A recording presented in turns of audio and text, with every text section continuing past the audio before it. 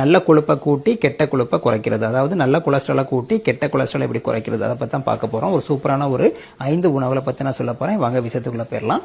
அதுக்கு முன்னாடி பாத்தீங்கன்னா நம்மளுடைய கமெண்ட்ல நம்ம இன்னைக்கு இந்த கொழுப்பை பத்தி பேச போறதுனால கொழுப்புன்னு தமிழ்லயோ இல்லைன்னா கொலஸ்ட்ரால் அப்படின்னு ஆங்கிலத்திலேயோ ஒரு கமெண்ட்டை போட்டு விட்டுருங்க. முதலாவது பாத்தீங்கன்னா ஆளி விதைகள், ஆல்பா லினோலெனிக் அப்படின்னு சொல்லிட்டு ஒரு வேதிப்பொருள் இருக்குங்க. இதோட வேலை என்னன்னா உடம்புல கெட்ட கொழுப்பை குறைச்சி நல்ல கொழுப்பை கூட்டுறது. மாரடைப்பு, அப்புறம் பிரெயின்ல வரக்கூடிய ஸ்ட்ரோக்கு, அப்புறம் கல்லீரல வரக்கூடிய ஃபேட்டி லிவர், இந்த மாதிரி பிரச்சனைகள் வந்து நம்மள பாதுகாக்கும். ஒரு விஷயம் மைண்ட்ல வச்சுக்கோங்க, ஆளி விதைகள் வேற, அரளி விதைகள் வேற. அரளி விதைங்கிறது பாய்சன், அது நம்மள கொல்லக்கூடியது. நான் சொல்றது அரளி விதை கிடையாதுங்க, ஆளி விதை. இரண்டாவது இடத்துல இருக்கு பாத்தீங்கன்னா உங்களுக்கு தெரிஞ்ச பூண்டு, கார்லிக்னு சொல்றோம் இல்லையா. மூணாவது பாத்தீங்கன்னா இலவங்க பட்டை. இந்த பட்டை நம்ம பிரியாணிக்கு, நம்ம வீட்டுல கறி வச்சா எல்லாமே பாத்தீங்கன்னா இந்த மாதிரி பட்டை நம்ம யூஸ் பண்றோம் இல்லையா, மணத்துக்காக யூஸ் பண்றோம். உடம்புல நல்ல கொழுப்பை அதிகப்படுத்துறதுல முக்கியமான இந்த பட்டைக்கு ஒரு பங்கு இருக்கு.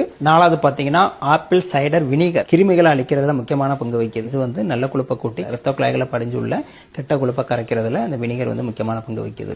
கடைசியா 5வது பாத்தீங்கன்னா முழு தானியங்கள், நட்ஸ் அண்ட் சீட்ஸ் நம்ம ஆங்கிலத்துல சொல்லணும் இல்லையா. பாதாம், பிஸ்தா, முந்திரி, பூசணி விதைகள், நிலக்கடலை, வால்நட்டு, இதெல்லாம் பாத்தீங்கன்னா நம்ம உடம்புல நல்ல கொழுப்பை கூட்டுது. இதனாலேயே கெட்ட கொழுப்பு வந்து ஆட்டோமேட்டிக்கா குறைஞ்சிரும். அதனால இந்த பஜ்ஜி போண்டா அந்த மாதிரி ஸ்நாக்ஸ் ரொம்ப சாப்பிடாம நட்ஸ் அண்ட் சீடை வந்து நீங்க ஸ்நாக்ஸ் மாதிரி சாப்பிட்டு வந்தீங்கன்னா உங்களுக்கு கொழுப்பு குறைஞ்சி ஆரோக்கியமா வாழலாம்.